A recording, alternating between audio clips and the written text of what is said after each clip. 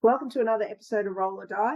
Today's guest is another repeat guest. If anybody wants to go back through our back catalogue at episode 123, which was from August 2022, we have one of the legends of the grappling scene in Australia. I think he's one of the first black belts in Brazilian Jiu-Jitsu, certainly in Sydney.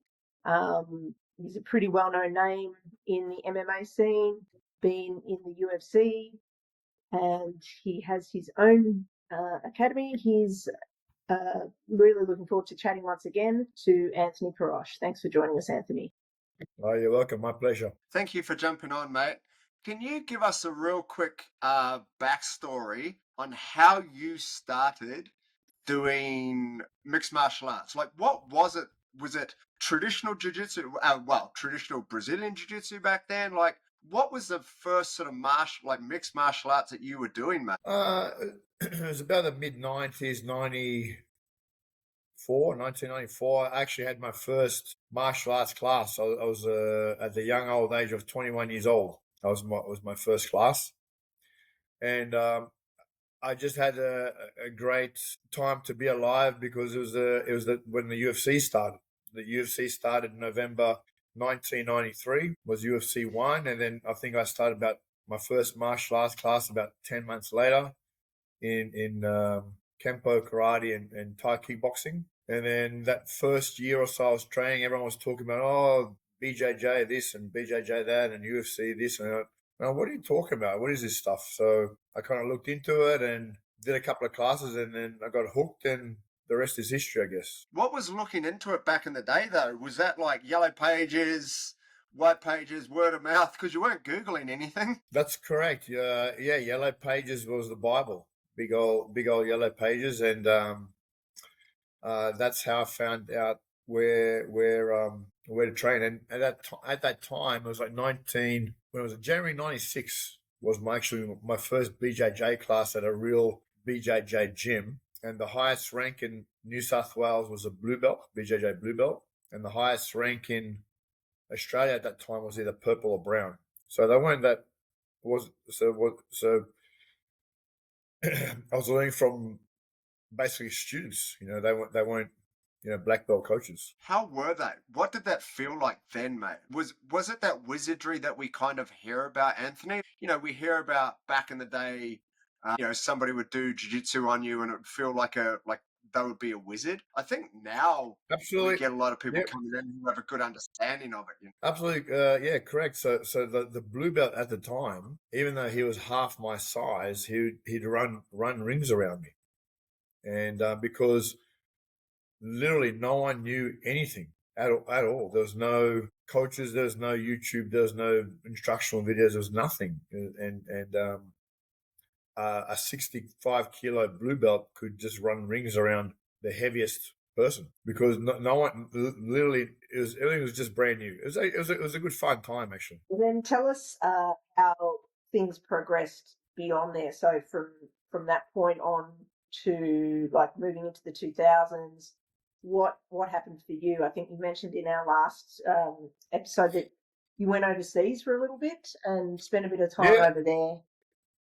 Yeah, for some, even though I wasn't, I loved martial arts, I loved BJJ, and for some reason I thought I could be good at it, and I wanted to learn from the source. So I did some research and was able to pick up a work visa, and I moved to Dallas, Texas for 3 years and trained under Carlos Machado, who was he was a black belt world champion back then at the time, because I wanted to learn from the source. Because like I said, the highest rank in BJJ was a blue belt or purple belt back in like '97. That's when I moved to Dallas. I wanted to learn. I said, you know what? I want to learn from the source because for some reason inside my head, I thought, I could really be good at this if I stuck with it and learnt about it. And I'm kind of glad I did. What did that feel like? So coming from when you were training in Sydney, you obviously had different training partners and,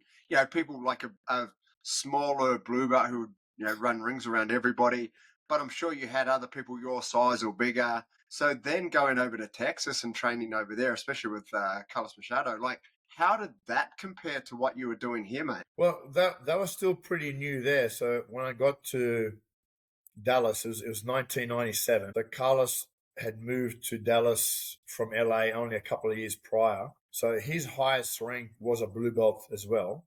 But there was about 15, 20 blue belts on the mat, and lots of white belts. And I was literally on the bottom of the pecking order. Every single blue belt could crush me, even the smallest ones. And I made it my goal. I made my goal. Like I said, I'm very competitive, and I made sure even back then studying everyone's game and asking questions and practicing and learning from my mistakes and doing lots of competitions and little by little, I became at the top of the tree. And did you go over there as a white belt? I did, yeah. I was a white belt, but I already trained for about a year and a half as a white belt. And then I was there for about a year, and then Carlos promoted me to blue. And then about 2 years later, he promoted me to purple. And then I came home back to Australia. And then I went and visit him. I went and visit him in Dallas every year for the first 10 years. And he was also coming to Sydney as well. So I still got to see him like twice a year. Until I got my brown belt and black belt. Talk to us, Anthony, about set in that time, especially when you were a white belt, and you said you felt that you were at the bottom of the pecking order. You touched on it a little bit about, just working hard, and especially for our listeners who maybe feel the same, they do feel that they're at the bottom of the pecking order. What do you do in that environment just to get through that? You deal with it. There's no, in martial arts, you win or you learn. And the only way to learn is by tapping and losing multiple times, again and again and again. And you just have to stick with it. I tell all of my new students, just stick with it and be consistent. And when you look at your progress, I tell them a couple of things. I tell them, compare yourself to how you were 3 months ago. And then 3 months before that, you go, oh wow, I've actually improved quite a lot. I can do this now, and this guy used to be holding me in this. I can get out now. I can do this. I can tap this guy. So that's one thing. And then secondly, and this is a big one too, especially with the older guys and the younger guys. Sorry, the older guys, the lighter guys, the light ones, and also women as well, is they compare them, that you've got to compare yourself to someone your level. So first of all, in a competition, when you compete in BJJ, for example, there's 4 categories. First of all, you fight someone your gender, then you fight someone your age, then your age, then you fight someone your belt, then you fight someone your weight. So if you came up to me and said, I'm always getting crushed by this guy, I'm always stuck underneath. What do? I go, all right, well, which guy are you talking about? Oh, that big 100-kilo black belt over there. Well, what are you talking about? You're supposed to be stuck under there. Okay, if you weren't stuck under there, I'd go over there and kick his ass, because he should be crushing. Okay, he's been doing it 10 years. You've been doing it like 3 months. So that's what I tell all my new students. I say, look, when you compare yourself, when you compare your progress, when you measure your progress, you've got to measure against someone your levels. Okay, so even myself, I'm 53 years old. As much as I'd love to think I can compete with the 25-year-old black belts who win the world championships, I can't. And they're too fast, just way too fast. They train in the gi or no gi every day, twice a day. I can't. How can I compare myself to that? So I can only compare myself to people my age. So the 50 to 55-year-olds. That's it. 50 to 55-year-old male black belt heavyweights. That's my group. Anthony, you just summed me up in a nutshell, because, I'm in that age division as well, and I probably do, unfortunately, compare myself sometimes that, wait a minute, why can't I hang with these 30-year-olds or these people that are bigger than me? Because, I'm small, old, and female. So I've got all the trifecta of all those things that you said. Well, look, even in the same age group, like in the UFC, there are how many weight divisions are there? in the UFC. Why are there weight divisions? Because whether you like it or not, a good big guy always beats the good little guy. That's the way it is, you know. Yeah, there are some very minor exceptions occasionally, but more than likely that's why there's weight divisions, because even at the highest level, you know, whether it's men or women, there's weight divisions for a reason. It's funny that Kim said that, because I was going to point that out to Kim as well, because the difference of going when we went to World Masters this year, and then Kim finally had people, you know, her age, her weight, her rank, you know, in the divisions that Kim cannot get matches over in Australia, you know, like Yep. it really does make a difference. But for you, Anthony, like, how did that, like, when did you learn that, you know, like, as a really competitive person, at what age did you sort of sit there and go, okay, like, I'm not going to compare myself to these guys anymore? I guess when the older you get, like for example, when I was fighting the UFC, it doesn't matter what your age was. I had to fight the 20-year-olds. So if I didn't think I could keep up with them, I wouldn't have been there, and I would have retired much earlier. So it's really when you get older, when you can't keep up with the training, that's the hard bit. Fighting, to tell you the truth, is the easy bit. You know, getting in the ring and fighting, that's the easy bit. It's the training camp, which is the hard bit. You know, the hard training days, the diet, all the sacrifices you have to make. That's always the hard bit. We hear about that in all sports, don't we? You know, whether it's professional, you know, rugby or AFL, it's like, I can play the game, but I don't want to do those pre-seasons anymore. And I think, Correct. you know, from what you're sort of saying, it's like the hard, like those 6-week camps or whatever, like they, at some stage, you know, age catches up with everybody, right? So, did you learn, like, once you kind of got to that spot, and then you know, retired, let's say, did you play more? Like, did you play around with more jiu-jitsu? You know, like, did you dial things back, or was that sort of competitiveness always there? Like, how did that work for you? So you mean when I retired, or? No, like when you left the UFC, and then like you just go back and now you're training jiu-jitsu, for instance, did you like, was there a time where you're like, okay, I don't need to win every round? Or were you always like that? Were you always like, okay, I'm going to win Oh no, these rounds, I'm but still, no, no, I'm still like that. No, if I fight a white belt now, he's dead. He's finished. see, all these other guests have been lying to us, Kim. Anthony's telling us how Uh, it is. Fight for your life, but boys. but Fight for your see, life, I ladies. but I give them hope. So I might let them do some moves, right? And then in my tracks, I always keep score of the points. So I might be losing like 27-0, and then I look at the clock and I go, oh, it's 2 minutes to go. So as long as by the end of the 2 minutes I've won 28-27. Yes, yes, you give them hope, and then you take it away. What was that? You give them hope, but then you take it away from them. You make them think that they're actually in with a chance, and then you pull the rug from under them. Well, yeah, I didn't get any favors when I was a white belt. It was like the school of hard knocks. If you when you did BJJ in 1995, you better be prepared for war. Yeah. Everything was legal. Heel hooks, neck cranks, slamming, gouging, like rubbing. There's no illegal moves in training. Would you bring any of those back, mate? Would you sit there and bring any of those back if you could? If I did bring it back, I would go broke and lose all my students. Yeah. That's what I was thinking. I don't want those. So, what does training look like for you? Because as much as people say, "Oh, I want to do the real thing," and as soon as it becomes a bit real, it's no, they don't want it. They like, which is fine. You know, 80% of my students, they just do it as a hobby. It's a hobby. Like they want to learn skills. They want to get fit. They want to meet good people. Some of them want to compete. That's fine, but they don't want to come here and get hurt, you know, or you know, because they have to work the next day. They have families. They have to, so they don't want to do that. Anthony, what does training look like for you now? To tell you the truth, it's not even. It's only that sort of training is only necessary if you're a high level competitor. Because when I first started back in '95, and there was 20 or 30 of us on the mats, it was almost like competition was a given. Every single one of us competed. Everyone. The coach didn't even have to ask. Whereas now, it's like, I'm lucky enough to have a big gym here. I've got 450 students, but maybe 10% only compete. The 90% don't compete, which is fine.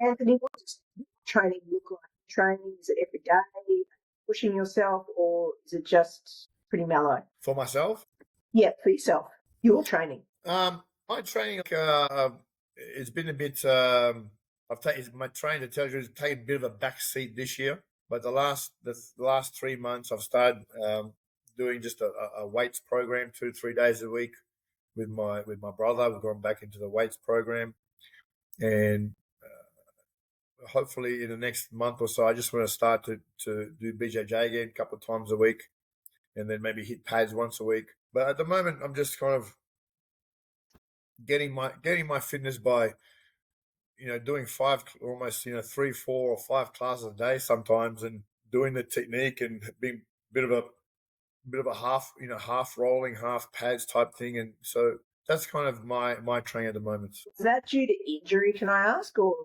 just through choice? No, just maybe, I don't know, maybe just like you're talking about, the Masters before. Like I keep telling myself I want to do one more run of the Masters. I won the World Championships Masters in 2018. I won a silver medal in 2019, but I want to make one more run of it, and maybe next year will be the year where I go back to Vegas. Back August next year. If not next year, I want to, would like to do one more run. So at the moment, to answer your question, it's kind of like, I don't know, half don't want to do it, half lazy, half trying to, half no time, just, I don't know, pick up another 50 excuses for me to tell you. It's like, so at the moment, it's not a priority. So I don't make excuses. Is at this stage, that's right. That's what it is. It's not a priority for me to get in there and get fit, because I just haven't. When you retire, you always need that goal. Also, when you're a competitor, you always need something to strive for. And to tell you the truth, I find it hard. I really find it hard to train unless there is something to work towards. Well, Okay? But I think coming along now, my goal now, to tell you the truth, is, because I haven't really done much training this year. My goal is just to keep up with my students who are becoming really good. And I want to be able to keep up with them for at least 5 more years. At least until I'm, say, 60ish, or late 50s, 60. I'd love to be on the mat and be at least half competitive with the 20-year-olds by then. So if anything, that's going to be my motivation, is to keep up with them. Did you have, back in the day, were there those challenge matches, like, for instance, in Texas, we hear about people being in the gyms and people coming in for challenge matches. Was that a thing? And also, mate, back in the day in Sydney, and maybe in Texas too, did you have fights on the street as well? Like, did jiu-jitsu put you in good stead for getting your hands on people if something happened in the street? Were you doing that, or people kind of just left you alone? I guess for that second question, it's amazing how the more you learn, the more you know, and the more you learn. It's like you don't even go looking for the fights. You don't they don't even find you. The fights don't even find you. I mean, sure, yeah, I'm a big guy, and most people won't pick on the big guy, but it's amazing how martial arts can give you the confidence to just walk tall. You don't have to be 6 foot to walk tall. You can just keep your head high, shoulders back, and walk tall. So no, I didn't really get into fights. Maybe I was a bouncer for 10 years, so it definitely came in handy. Not so much. Probably knee ride was the best one. You take them down and pin them, and knee on their head or something, and until the police arrived. I'm just kidding, not really. And You're then kidding as about for the police part, right? sorry, what was that? You're just kidding about the police part. You just knee ride their heads and then throw them out. No police. No, well, maybe. It was the 90s, mate. Yeah, but and then the other question is, I think I missed the whole challenges as well. Like even though I started in the late 90s, it was more like early 90s, you know, when UFC first started, 91, 2, 3, 4, 5, that, you know, all those challenge people just going around and so what's this thing you're doing? It's like no, I was actually never, touch would never, when I was in Dallas for 3 years, it never happened. And when I've been here, it hasn't happened. But who knows? I'm still young. You never know. We last had you in mid 2022, Anthony, and I'm just interested to hear your thoughts since then on, especially the no-gi scene has really exploded. You know, we talked a bit about in the last episode about, you know, training for MMA, whether you need to wear a gi or not. What do you think around the no-gi explosion of the last sort of 2-3 years? Oh, it's impressive. Like no-gi is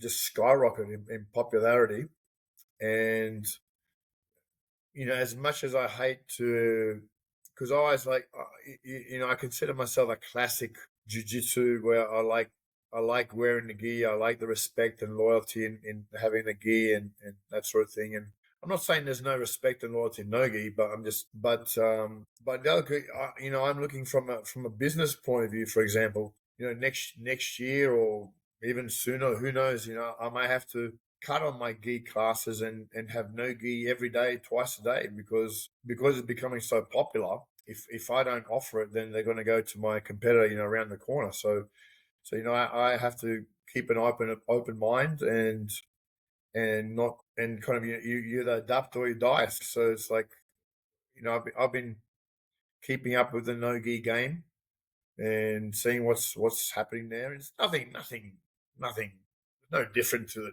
gi game except for grips, really. Because my goal, I always like the best techniques for me, and I always tell my students, you know, pay extra attention to these techniques. The ones you can do gi, no gi, and MMA, you know, they're the keepers. You know, they're techniques that you should really um, pay attention to. And that's kind of my game. And you know, we're talking about, you know, everyone talks about the Dagestani style of wrestling, you know, but the Dagestani style of wrestling is my style. It's the hippo style, which is get on top, stay on top, pressure until you get the end, until you finish it on top. But it's what classic BJJ used to do back in the mid to late 90s, early 2000s, was just get on top, stay on top, finish from on top. And that's where It's the Dagestanis are doing so well. And like Nogi, they're actually coming back. You see, you know, what's popular now in Nogi is the wrestle ups. You know, they might pull guard, but then they wrestle up, and then get the sweep, the takedown, and then they're on top, and then doing the pressure passing. You know, where they the pressure passing they call, like, you know, outside camping or inside camping, but it's just all pressure passing, pressure, and until you get the pass or the back and get the finish. it's interesting that you say that because we look at, you know, some of the best in the world in the gi, Tynan Delper, for instance, where, you know, pulls guard, sweeps, comes up, and then, you know, works on passing, you know. So it's actually really interesting that you say that because from, you know, like I've been training forever, but it used to be for me, like obviously things go swings and roundabouts, you know, like it was once upon a time like quite a heavy game, and then like the guards got good, and then the passing got better, and now it sort of seems to combine a lot of those things all at the same time. Is that sort of what you've noticed, Anthony? People are probably, I don't know, more rounded, you know, in more areas now. It goes in phases. Like if a guard is popular, you know, this year, then next year they want to learn how to pass the guard, and then pass that particular guard. So then passing becomes popular, and then the next year they'll put another guard or another style, like the leg locks, for example, will become popular. And then the year after that, okay, we'll do leg lock defense and passing again. So it's good. It's good that it keeps changing, because that, you know, that always involves a flip side. When someone does something, they'll say, "Oh, how can we counter that?" Like, oh, okay, then how can we counter that? And it keeps evolving, it keeps getting better, which is good, which is what we want. What do you think is next What do you think's coming up? In terms of BJJ or MMA or everything, or Well, both, particularly BJJ. This is primarily a BJJ podcast. obviously the AI robots are taking over, and so we'll be made obsolete. So just pack your bags and we'll just do something else, I guess. I can't wait to see how good I am as an AI robot. That'll be Yeah, magnificent. me too. Yeah, me too. It's going to be good. Do Yeah, you see a trend? Like, do you see a new trend coming? sorry, was that? Do you see do you see a new trend coming? Like, are you kind of that student of the game where you watch a couple of matches and you're like, oh, okay, this kind of looks new. Nobody's doing this. Let's start to teach that, or I'll find out about that. Do you kind of have that that sort of vision? No, I always like um you know I always like Hodger Gracie, for example. You talk about basics, but the word basics, I don't like the word basics because it implies something's better. So it's more like a classic game. So if something comes along, I'll learn about that game, but then I say, okay, well, how can the moves I do beat that game? How can I beat the classic? How can my classic game beat the new modern game, whatever it is? That's kind of the approach. I'm not one to make up new techniques or guards or things like that. I always like to see how I can figure out, change angles or change grips or do something with my game so I can beat the modern game, which See, is which is Australia. which is pretty which is pretty much what the Dagestani guys are doing, because no one is doing it anymore. No one is actually doing their style. It's like what's old is now new again. There's nothing new about what they're doing. It's just what we were all doing back in the mid to late 90s. Get on top, stay on top, crazy pressure, and get the finish. That's what we were doing. And unfortunately, BJJ lost that when they start butt flopping and flying from the back and and trying to instead of sweeping to get on top, they try and stay on the back and get the back, and then they're still kind of face up back, and then or they staying on their back and get the leg lock. It's not a game that will win the UFC matches, for example. I mean, when was the last time? I would love, when was the last time like a BJJ world champion was UFC champion? They need to go back to the old school. They need to go back to and do. Actually, the BJJ black belts need to do the Dagestani strategy of just use their moves and get on top, stay on top, and finish from on top. See, in Australia also has really developed heaps since we last spoke 3.5 years ago. Where do you see that headed in the future? Australian. Sorry, you're just breaking up a little bit there. Can you just repeat that one? Sorry, just asking your thoughts around the MMA scene in Australia at the moment, especially compared to the last few years. That has also really gone gangbusters. Yeah, well, look how many Australian, New Zealand fighters we have in the UFC. It's crazy, and up until last week, we had another champion. Like JDM was champion. We had Rob Whittaker champion. Israel was champion. Alex Volkanovski was champion. Like, that's all in the last 3 to 5 years. So yeah, Australia and New Zealand is well on the map of MMA, and I'm sure it's only going to get better. Is there something that you put that down to? I mean, a lot of these guys, they really seem like natural athletes. Like, I mean, Volkanovski playing rugby league, like, that's a natural tough athlete that's doing something, and then they make a switch. Do you kind of see some of these natural born athletes, if we could call them that, now actually choosing something like mixed martial arts to go into as opposed to the traditional rugby, AFL, rugby league sort of sports? There's more of a pathway for that. So we're getting more of these natural athletes. Is that something you kind of see, Anthony, coming through? Yeah, of course, because we have local shows and state level shows and national MMA shows and feeder shows into the UFC so when you have that sort of pathway, it's a good little measurable goal to get to the UFC, and yeah, it's great that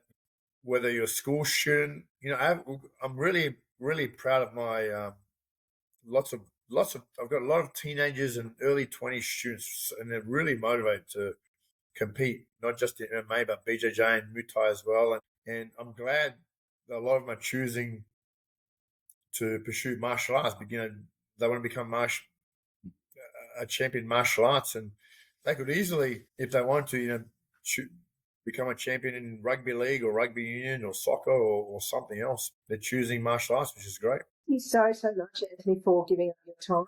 It took us a little bit of time to coordinate this, but we got there. And That's okay. I'm very, very grateful of you. You're a busy man, so I really appreciate the time you've Look, taken. we're all busy, so I appreciate it. Thank you for the invitation again, and I'm sure next time we'll all have our AI avatars in 3.5 years' time. So yeah, we'll have to do a third time. We'll see. We've just got a couple of little pop quiz questions for you that Brentos is going to ask. So you can make the answers as short or as long as you like them to be. Sure. Can I use ChatGPT or? Hey, hopefully you know the answers to these and you won't need it.